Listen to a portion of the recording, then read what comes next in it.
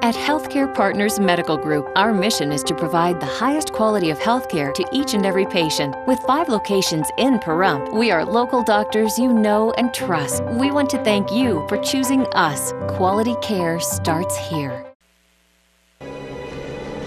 News 46 is brought to you by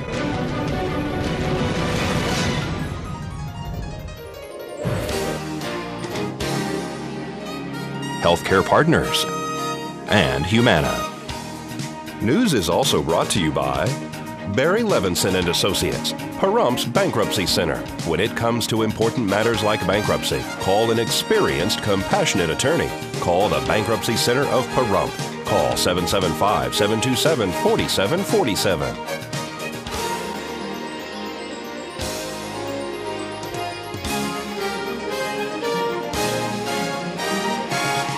Tonight on News 46, a 3-vehicle accident claims the life of one man. Murder suspect Daniel Robbins was in court this morning. And the ScorpionTask Force busts another marijuana grow house. News 46 starts now. You're watching KPVM News 46 with Rick Vale and Rhonda Van Winkle. Local coverage from Deanna O'Donnell and news across Nevada with Janet Eric. News 46, local coverage you can count on.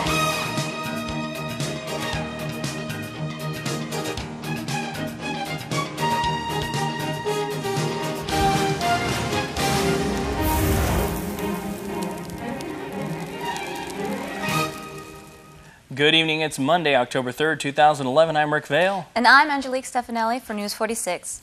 Topping our news tonight, a man was killed and 3 others were injured following a 3-vehicle accident right before the parade Saturday morning. Deanna O'Donnell reports. Tonight's accident report is brought to you by Stovall & Associates. Don't expect insurance companies to have your best interest in mind.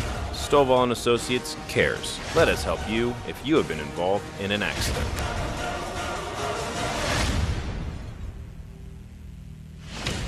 Right before the parade Saturday morning, a very tragic occurrence here on Highway 160 and Mesquite, a fatal 3-vehicle accident involving actually Janice A. Martin, if you know her from the Pahrump Valley Mirror. She was traveling southbound on Highway 160 when a pickup truck pulled out in front of her. She struck the end of that pickup truck, it spun around and killed the driver of another pickup truck. We're going to speak to Sergeant Carlos Rivera from the Nevada Highway Patrol. Well, we had an accident this morning about 8:15, 8:20 involving 3 vehicles, and unfortunately we did have one of the drivers of one of the vehicles that did not make it, did pass away. Do we know how the accident occurred right now? I know that the major accident investigation team is out here right now. That is correct. We had a vehicle that was attempting to cross Mesquite Boulevard, attempting to go westbound across 160, and we had a vehicle that was traveling southbound on 160 approaching the intersection of Mesquite, and we had a stop vehicle on Mesquite Boulevard facing eastbound. The vehicle that was traveling across westbound 160 failed to yield right away from a stop sign and crossed into the pattern of the vehicle traveling southbound on 160. And after impact, that vehicle rotated and struck the vehicle that was stopped eastbound on Mesquite Boulevard. The driver's side, and that's the person who passed away here on scene. The driver that was stopped facing eastbound on Mesquite, yes, that is correct. He was stopped and he did pass away, succumbed to his injuries. Do we know about a brown truck that was crossing westbound on Mesquite, if he had any impairment at all, or do we know why he decided to cross across traffic? Right now we're still very early into our investigation right now, and that's unknown at this time. So everything is, early stages, preliminary investigations right now in there. Do we know how many were transported total? We have a total of transport. We had 3 that were transported. 2, I believe, had injuries, and 1 was transported also with the driver of the vehicle that was headed southbound. And so, how many people in each vehicle do you know at this point? We had 2 passengers, or we had 2 occupants in the vehicle that was headed southbound. We had 2 occupants in the vehicle that was stopped on Mesquite, and we had 1 occupant that was traveling westbound across 160. I know that we have had the roadway blocked for a while. Yes, that is correct. It's been probably shut down or blocked off for the last 2 hours, and hopefully we should be opening up pretty soon. And who else do we have here? We have Nye County Sheriffs and Pahrump Valley Fire and Rescue, as well as Highway Patrol. That is correct. All three agencies, all three departments out here. Nye County Sheriff Department, our major accident investigation team from Las Vegas, as well as Pahrump Valley Fire and Rescue, assisting us with traffic control. We're looking at probably a possible citation for the driver. Is there any other charges that may be filed? Do you know at this point? Well, right now, like I said, everything's early into the investigating stages right now, but it does appear right now we do have at least one charge of failure to yield right away from a stop sign right now. Do we know if anybody got transported to Las Vegas or just local hospitals here? Well, right now, I believe all our transportations that occurred, they did happen, or they were transported here locally. All right, thank you so much. Thank you very much. We just want to, also let people know, be aware that they need to slow down, pay attention, and also this is October 1st. They need to make sure they're not talking or texting on their cell phones. This is the first day of it, so we just want to remind people, make sure you're not talking on your cell phone, texting on your cell phone. Hands-free device works best right now. Thank you so much. Once again, the MATE team, the Major Accident Investigation Team from the Nevada Highway Patrol, is out here conducting the investigation. The roadway was closed in all directions during this investigation. Of course, we'll keep you posted on any further developments. This is Deanna O'Donnell on Highway 160 in Mesquite for News 46. Nevada Highway Patrol has just released the name of the fatal accident victim. Lonnie Troy Scott of Pahrump suffered fatal injuries as a result of the crash and was pronounced dead at the scene by Nye County Deputy Sheriff / Coroner M. Lonnie was 53 years old. And folks, 3 people were injured as a result of a single vehicle rollover in Tacoma this afternoon. I'm at a 3-vehicle accident here on southbound Highway 160, just south of the Tacoma turnoff, which happened around 2 p.m. this afternoon. Apparently, this large SUV carrying a trailer lost control and flipped one time. There was 3 occupants of the vehicle, all injured. Pahrump Valley Fire and Rescue arrived on scene along with Clark County Fire Department and Nevada Highway Patrol and Nye County Sheriff. All 3 patients were transported locally here with injuries. Nevada Highway Patrol will be investigating the cause of this accident. I do have to tell you that there are some high winds out here. Whether or not that was a factor in this accident remains to be seen. They will be conducting the investigation. This is Deanna O'Donnell on Highway 160 for News 46. Murder suspect Daniel Robbins was in court for an arraignment before Judge Kim Wanker this morning. That's right. He was also making a motion for an own recognizance release, a motion he previously requested at his last appearance in court with no success. Robbins is accused of killing 21-year-old Christopher Mundy, who was his adult daughter Jennifer's boyfriend. The alleged murder occurred on August 18th on Benson Circle. Police said that Robbins shot and killed Christopher Mundy in his vehicle. He also did permanent injury to an unnamed 14-year-old boy who was in the car with Mr. Mundy during the assault. A bullet from the .38 caliber gun went into the teen's elbow, and the assault allegedly began as a domestic dispute in which Mundy attempted to retrieve items from the home of Daniel Robbins. Nye County Assistant District Attorney Kirk Vitto told KPVM that the hearing was rescheduled for October 31st. The Nye County Sheriff's ScorpionTask Force has issued a press release regarding a marijuana grow house. Patrol deputies responded to a citizen complaint of an odor of marijuana in the casino section of Mountain Falls. Deputies located the area of the odor and were assisted by the ScorpionTask Force in identifying the residents of 5516 Casano. Narcotics detectives, along with Patrol and Nevada Highway Patrol, served a search warrant on the residence and located the suspect, John McNabb, inside. It was determined that McNabb had converted the interior of the residence into a large-scale marijuana grow and bypassed the power box to steal electricity to run his operation. McNabb also caused substantial damage to the interior of the rental property to run his pirated electricity and vent the operation.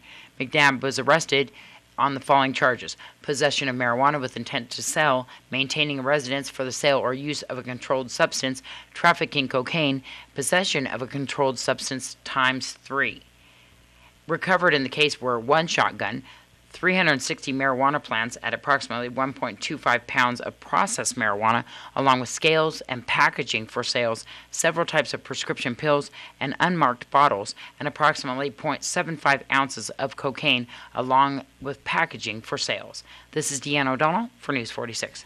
Thank you very much, Deanna. And folks, just like to take a moment to welcome Angelique. Angelique's joining us here at the team. Angelique, why don't you go ahead and tell Pahrump a little bit about yourself?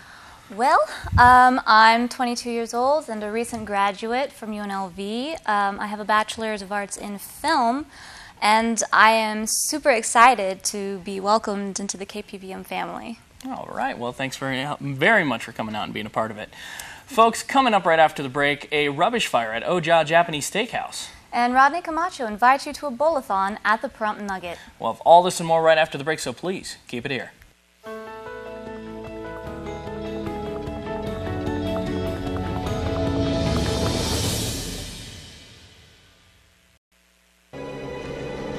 News 46 is brought to you by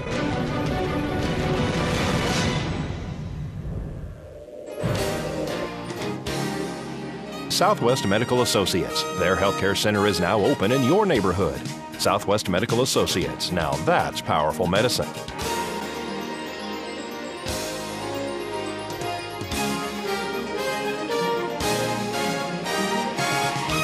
Welcome back to News 46. A rubbish fire was in a trash receptacle behind Oja Japanese Cuisine off Dalian Basin this afternoon. Pahrump Valley Fire and Rescue arrived on scene and it was quickly extinguished with no extensions. It was apparently started when someone in property discarded their cigarette. A Texas bank with 3 Southern Nevada branches failed last Friday. Its deposits have been taken over by a competitor. The First International Bank said in a statement that the bank was closed due to poor oversight of lending activities that depleted its capital, leaving the bank critically undercapitalized. Efforts to raise additional capital were unsuccessful, resulting in the bank's closure. Besides its main office in Plano, Texas, First International operates 3 branches in Texas and 3 branches in other parts of Nevada, including Armagosa Valley, Las Vegas, and Pahrump. The FDIC said the depositors of First International Bank will automatically become depositors of American First International Bank. And the Nevada Commission on Judicial Selection has received 4 applications from Nevada attorneys for appointment to the vacancy at the 4th Judicial District Court in Elko. The seat became vacant because of the death of District Judge 58-year-old Andrew Puccinelli on August 8, 2011. He had served on the bench since 2002. Applicants must be Nevada attorneys with 10 years of legal experience, 2 of those years in Nevada. The applicants in alphabetical order are Judge Alvin R. Casson III, 43, out of Elko Justice and Municipal Court; David D. Loriman, 52, Spring Creek attorney in private practice; Kirsten A. McQuarrie, 47, Elko County District Attorney's Office; and Nancy Lynn Porter, 50, Elko attorney in private practice. A press release was issued by Stephanie Lopez of Positive Pahrump, who headed up the recall efforts for the Nye County tax assessor Shirley Matson. She states, although our signature drive fell short of the required number necessary to recall tax assessor Shirley Matson, over 2,400 residents of our county stood up and let their voices be heard. That's right. She also stated, we would like to thank everyone who signed our petition, along with all of our volunteers at the booths and walking events. Thank you to the businesses that supported us by providing their property and time to allow us to be able to collect signatures within a friendly environment. This journey has been a long road, one which has been physically and emotionally draining. I have met so many new people from our community, along with people from other communities of our county, becoming friends with several people along the way. And although the recall turned out not to be as successful as I had hoped it would be, I am not disappointed, but definitely not defeated. I will assure everyone that I have absolutely no regrets about being a part of this recall, because I will always stand up for what I believe in and encourage everyone else to do the same. Rodney Camacho invites you to a bowl-a-thon at the Pahrump Nugget, which will benefit Pahrump Valley Youth Activities Program. Thon is a fundraiser for the Pahrump Valley Youth Activities. Is a summer program that we have out here in Pahrump. The Nugget is gracious enough to let us have the bowling alley on Saturday, November 19th, and the bowl-a-thon will be held from 3 p.m. to 6 p.m. And this is to benefit the Pahrump Valley Youth Activities? Yes, it is. We're going into our second year with the summer program, and our fundraising committee has already started, and this is going to be a part of it.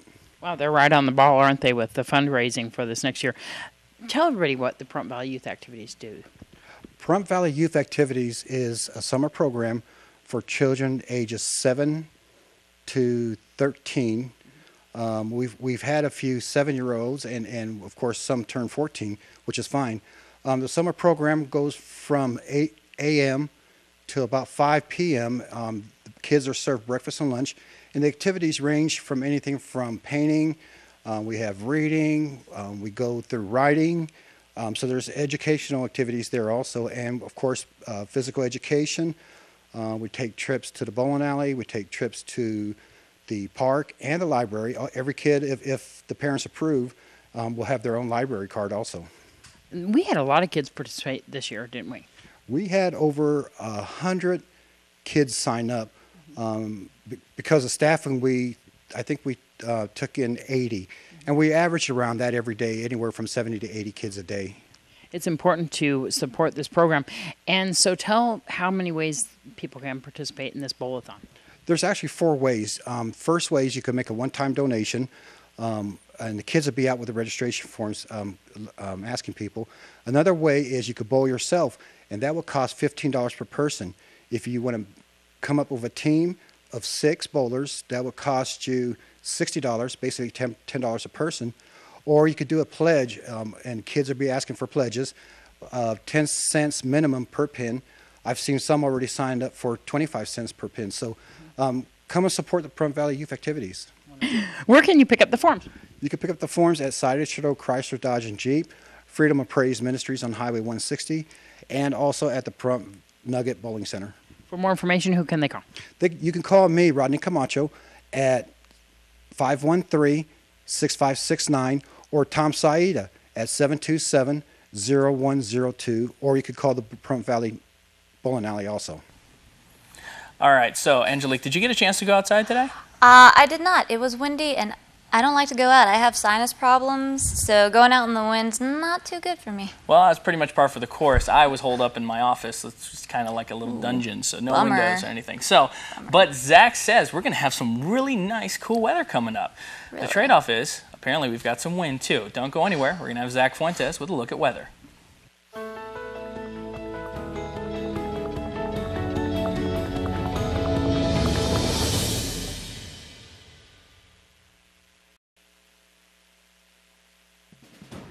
News 46 Weather is brought to you by Healthcare Partners Medical Group, with 5 locations in Pahrump. Local doctors and professional staff providing total care from infancy to seniors. News 46 Weather is also brought to you by your local dairy farmers. Dairy products are very important in maintaining a healthy body. For more information, you can visit their website at nevadadairycouncil.org. Welcome back to News 46. I'm Zach Fuentes here with your weather. I want to start off by saying it was so nice meeting everybody at the Fall Festival and everything. I want to thank everybody for the nice comments and the person who got me M&Ms. That was really sweet. Thank you so much. It's always great to meet you. If you see me around, say hello. Don't be scared, please. But today we had some partial sunshine with a 30% chance of rain, a high of 89 degrees. It was really cool out there, and our winds were coming out of the south at 10 miles per hour. Our gusts were at up to 22 miles per hour, and our pressure's holding steady there at 29.98. The UV index is at 7, which is high, and the humidity is kind of high for us at 26%. The sunrise was at 6:41 a.m., and our record for today was back in 1980 at 99 degrees. Tonight we're looking at some clouds once again, that 30% chance of rain, and a low of 70 degrees. Our winds are going to come out of the south-southwest at 12 miles per hour, and our gusts are going to be at up to 26 miles per hour. The humidity is going to be at 44%, and the sunset's looking to be at 6:27 p.m. Our record for tonight was 44 degrees back in 1950. Tomorrow we're looking at it to be mostly cloudy, still a 30% chance of rain, a high of 80 degrees and a low of 63 degrees. The winds are going to come out of the south-southwest at 14 miles per hour, and our gusts are going to be pretty high at up to 32 miles per hour. The UV index is going to stay the same at 7, which is high. The sunrise is looking to be at 6:42 a.m., and humidity is going to be at 39%. Tuesday through Thursday, we're looking at it to be kind of windy with gusts going all the way up to 36 miles per hour. It's looking like Wednesday and Thursday we're going to have some rain, and you can see there is a huge temperature drop from Wednesday up until at least Monday. We're going to be in the 70s and 60s. It's a pretty crazy drop there. Our overnight lows are going to be from the 60s and the 50s, even up until Monday it looks like. And Monday we're going to start with the winds again. We're going to see how long that lasts. And today's worst weather was in Peabody, West Virginia, where they had showers and it was really chilly. Back to you. Thank you very much, Zach. Looks like we're going to have some rain, some cold temperatures, some wind. It's almost as if winter's here, but maybe not quite yet. I don't know. I'm actually kind of ready for it, except for the wind. That weather forecast looks kind of appealing to me, actually. That's not bad. I gotta admit, I am definitely looking forward to that. Although it is way beyond pool time at this point of the year. That much is certain. Well, folks, Commissioner Butch Boraski is having his second community forum at the Commissioner's Chamber in the Calvada Eye on Saturday, October 15th from 1 to 3 p.m. He will be running the forum and providing guidelines to follow if the public would like to voice their opinion. This forum will be for the public to ask questions about roads, county codes, impact fees, or any question they would like answers to. It will also allow the public to give suggestions and recommendations to help Nye County achieve its goals. Each individual will have a 3-minute time period to voice their opinions, but there will be no political speeches allowed. There will be representatives from the town of Pahrump and Nye County as well. This meeting will be about concerns in Pahrump only. For more information, call Butch Boraski at 297-5200. And if you missed this year's Pahrump Fair and Festival Parade, KPVM captured every moment of it. If you would like to watch it, just please visit our YouTube page. Desert View Hospital and Valley Electric Association are holding a golf tournament and luncheon. They invite you to assist our community by helping them support the Food for Thought program. The tournament begins this Saturday, October 8th, starting at 8 a.m. at the Mountain Falls Golf Course. For more information and tickets, call 727-5312. The Nye Communities Coalition invites you to a public forum to gather your input on community needs, services for children, families, senior citizens, and persons with disabilities. This forum is held in conjunction with the Nye Communities Coalition quarterly meeting on Wednesday, October 19th, beginning at 10 a.m. with a public forum at noon. It will be held at the Pahrump Community Library located at 701 East Street. And folks, on Saturday, October 22nd, the Rotary Club is holding a $10,000 cash giveaway. Who couldn't use an extra $10,000? Only 300 tickets will be sold, and each ticket includes admittance for 2 people with heavy appetizers, 1 drink each, and 1 ticket entered into the drawing bin. Hurry, because these tickets do sell out early every year. For more information, go ahead and call 702-628-7593 or call us here at the station, 727-9400, extension 203, and ask for Vern. And just a quick note, folks, we've got Gary Hollis, Commissioner Gary Hollis. He's going to be on Community Viewpoint, so make sure you stay tuned after the news for that. I'm sure he's got some very interesting things to say. And I think that's going to do it, maybe, for this edition of News 46. I'm Rick Vale. And I'm Angelique Stefanelli. And from everyone up here in the Hill KPVM, we wish you a safe evening, and we'll see you here again tomorrow night. Until then, good night, Pahrump.